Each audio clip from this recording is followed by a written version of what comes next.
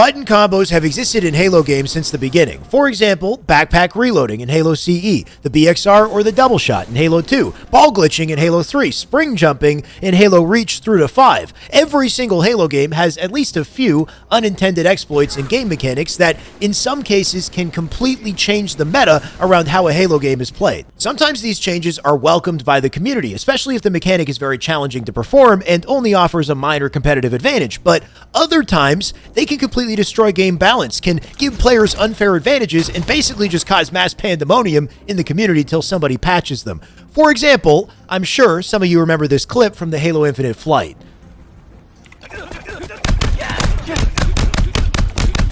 Now, as funny and entertaining as a moment like that probably was, that, in my opinion, is some bullshit, and no player deserves to have all that power, especially not someone like Mint Blitz. I'm watching you, man. The campaign is not even out yet, and this dude's already blowing my mind.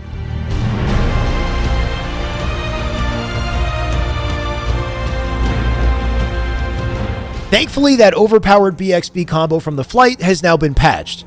Mostly. We'll talk about it in a second. But really, that was just the beginning, right? Now that the game is out in the wild, people got their hands on it, it took them all but a few days to realize that Halo Infinite has a double shot glitch now as well. Take a look.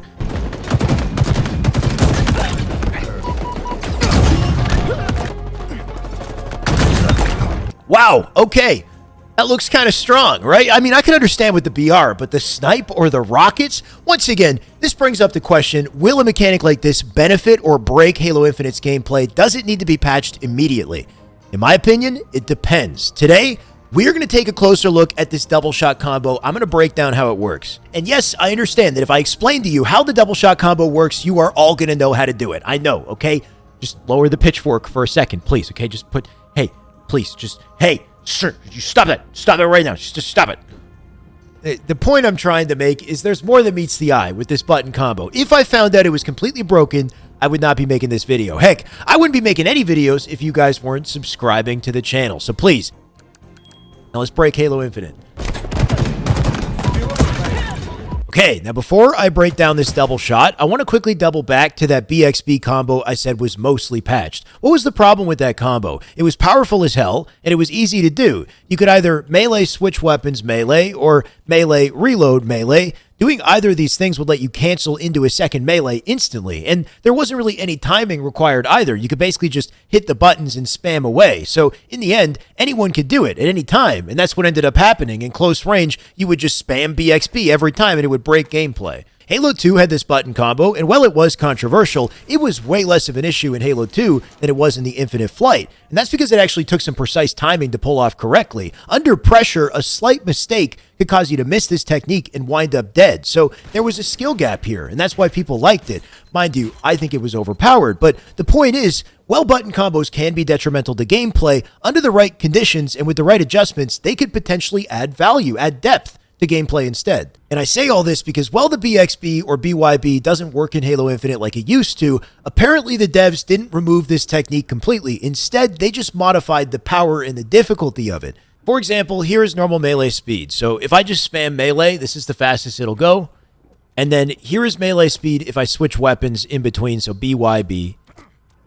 Assuming I get the timing right.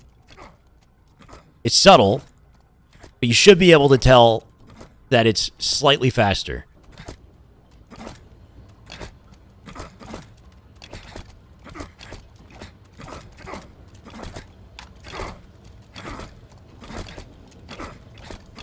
The BXB, so melee reload melee, this is definitely still a little bit faster.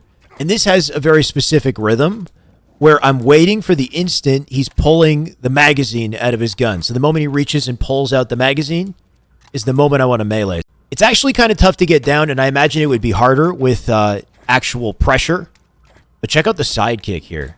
There's a clear advantage to both having the sidekick and learning this technique with it. Now, bear in mind that while there is a slight timing advantage to the BXB, assuming you hit it correctly, this is riskier to go for. If you melee reload, you better hope that your opponent stays within melee range for that second melee, or else you're just stuck in a reload animation, right? The only way to get out of the reload is to wait for the reload to finish or to YY your gun so you can fire a shot which is still wasted animation frames. So you're committing yourself if you go for a melee reload and hoping that they'll be in melee range. Remember that the melee in this game has occasional knockback, especially if your opponent is airborne. Meleeing can send that opponent outside of melee range, so it doesn't always make sense to just go for a double beatdown. Sometimes you just want the one melee and a kill shot. So basically, in the end, what we have here is a BXB that's more difficult to do, riskier, and less useful, but can still help you and still be the difference maker in the right circumstances. And it does this without canceling out the value of any other close quarters option. So you just got more depth and a skill gap in the end of the day, which I think is pretty cool. A good player is going to have to understand how to implement and work around this. And I think that's the perfect way to patch this mechanic. Now, I understand not everybody likes the melee in this game. It's kind of a wonky mechanic in general, but we'll see how this goes. Personally, I think that there's enough risk here to ensure that it's not reliable to ever abuse this. Bit of a long-winded explanation, I know, but the point is, I think that just about every unintended exploit should be examined in this way before the community either hypes it up or shoots it down entirely. So with this as a kind of framework, now let's take a look at this double shot. The double shot in Halo Infinite, you're going to need either the thrust or grapple equipment and specific weapons, but we'll start with the BR. The combo is to shoot and keep the right trigger held down and then hit reload thrust. And if you can do that quickly, back to back, you're going to double shot. Of course, I'm not a game dev, so I'm not really sure what exactly is going on here, but if I hold the trigger and then thrust, no shot comes out. So something to do with holding this right trigger and then reload thrusting that creates that second shot. And notice that I can wait as long as I like before I fire that second shot. So I can hold the trigger and then at any point later reload thrust, and the shot comes out the instant I hit the thrust button. So in this case, your thrust button is kind of like a second trigger that you're pulling to shoot, because you can shoot, hold, and then reload, wait till the end of the reload animation, then hit the thrust, and it'll fire on the thrust. The flexibility you have here timing that second shot is what I think makes this mechanic interesting and, in some cases, challenging too, especially with the BR, because the BR fires 3-round bursts, and it takes time for the full burst to come out. So if you're too quick with this double shot, you might not actually fire a true double shot. You might cancel that first burst before it finishes. So, for example, I have 36 bullets. If I'm too fast, like I just was there, I only have 32 bullets now. So I only fired 4 bullets, which is not even 2 shots. So there's some skill and decision-making behind the timing here, which I think makes this mechanic pretty damn cool. If you want the most powerful double shot, you're going to have to wait for the first burst to finish before you can fire the second. But you might not want that. You might want a 5-bullet or 4-bullet double shot, depending on how weak the opponent is or the situation. And then you also have to hit the shots, which honestly isn't that easy to do. Every time you fire the second shot, you're thrusting, which is going to offset your aim. So it can be pretty tough to get the hang of this double shot. In combat, I shot bots with it, but I imagine in an actual competitive game, it would be a different story. But the BR is not really the issue here. I'll talk about the snipe and the rockets in a sec, but there's only 2 other weapons that actually work and make sense to use with this mechanic, and that's the Mangler and the shock rifle. For whatever reason, this mechanic does not work with any of the cooldown weapons. So this is the Stalker, for example. If I hold the trigger and then melee reload, the shot doesn't come out till after the thrust animation finishes. So you don't actually get any advantage in timing here.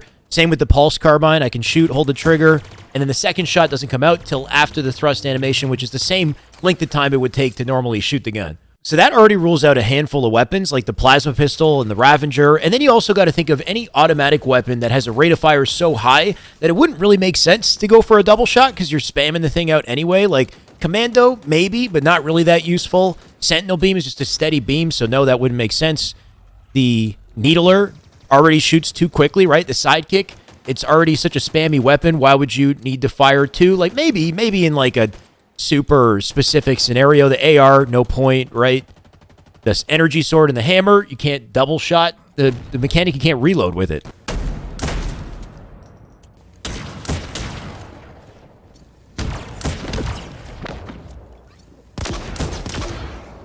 So in total, there's only really 5 viable weapons to use with this technique. You got the BR, Mangler, shock rifle, rockets, and sniper. Now, out of all of them, the Mangler is my favorite to use. It's satisfying as hell. Just landing 2 shots on someone back-to-back to break their shields, it feels damn good. It's not easy to do, though, and that's the beauty of this. Every time you go for that reload, you can see your reticle blooms out. That bloom will affect your shot, so that shot has a randomness to it. Sometimes it does shoot perfectly straight, and I'll nail the guy.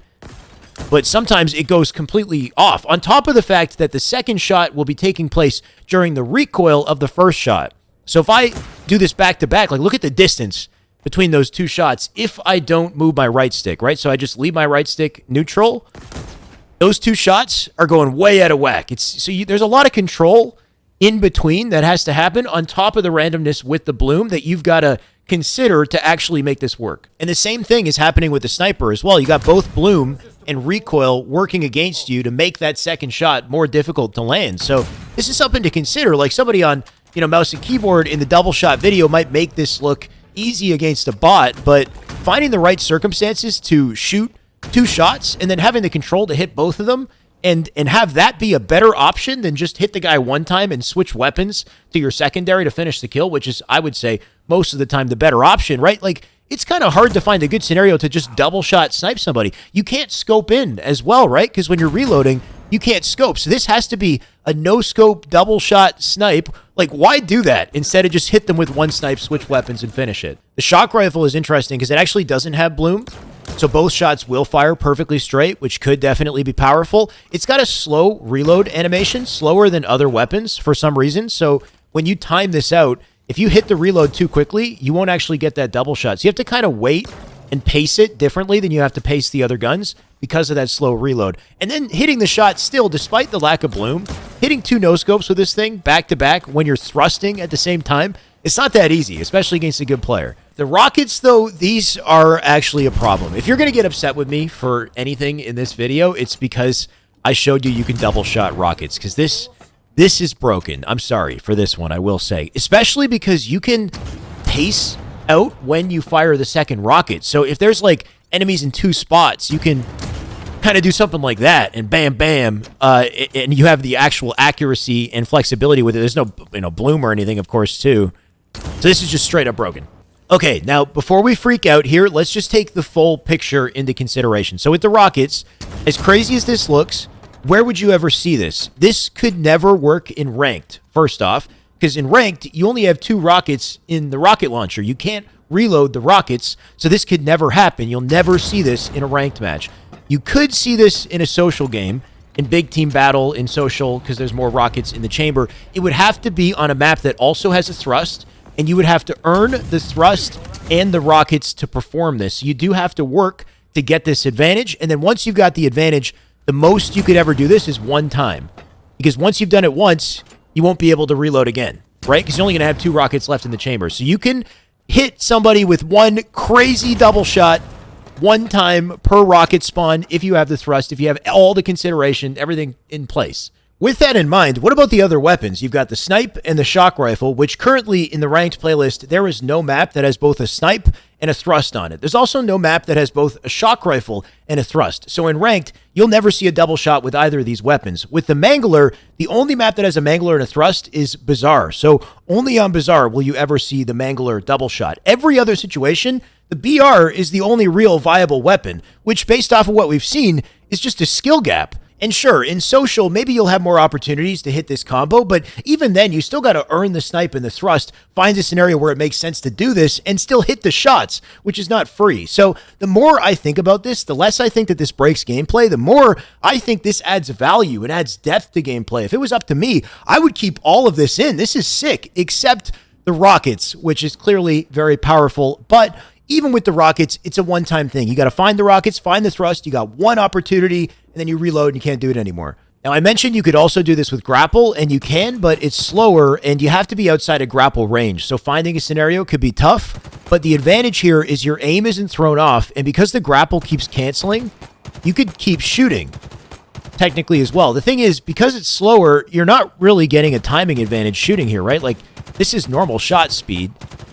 Am I really shooting that much faster? On top of the fact that if I cancel it improperly, then I can cut the BR burst off. And yes, you can do this with snipe, but then you're just no-scoping snipe cross-map with bloom, so it's just not going to be that accurate.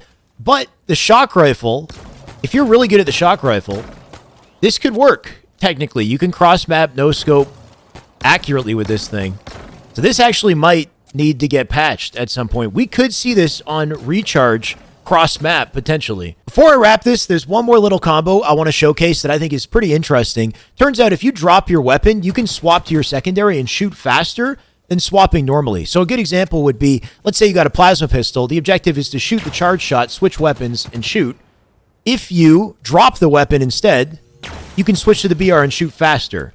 Which is pretty damn interesting. Of course, there's a little risk associated. You're dropping your weapon, you got to pick it back up. But if you get the hang of this, this is definitely useful info. And by the way, dropping weapons is hold Y by default. I swapped that to down on the D-pad, which is AI scan. AI scan is kind of pointless. So if you do that, it's way easier to do this. Holding Y makes this very difficult. Just tapping a button to drop the weapon makes this approachable. When you put it all together, there's quite a few different combos and advanced mechanics already found in this game just off of a week.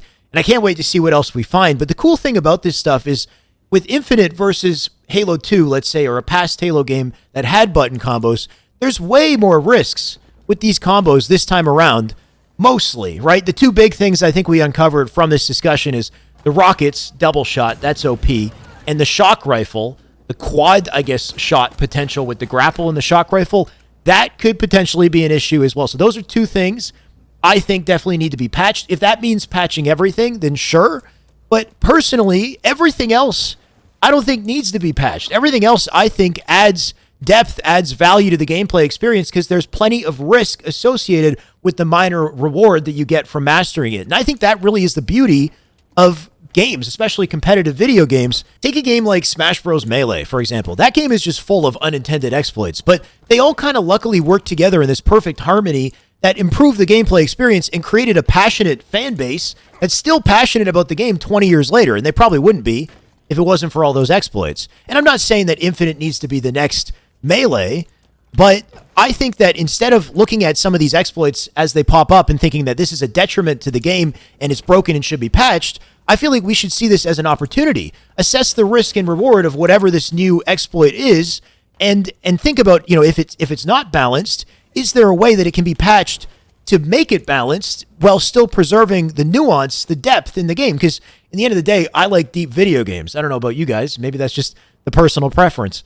Anyway, that is enough ranting for today's video. Hopefully you guys gained some value from this discussion. In the end, I'm hoping that there's some sweet spot patch that they can make that everybody will be happy with, but I know that's not possible. Let me know what you guys think about the button combos, though, what you would change if you would remove them, and other stuff you'd like me to talk about. There's an infinite number of video topics. I know I've got a lot of catching up to do, so I will do my best. But in the meantime, hope you guys enjoyed. Make sure to sub, check out related videos. I will see you on the next one.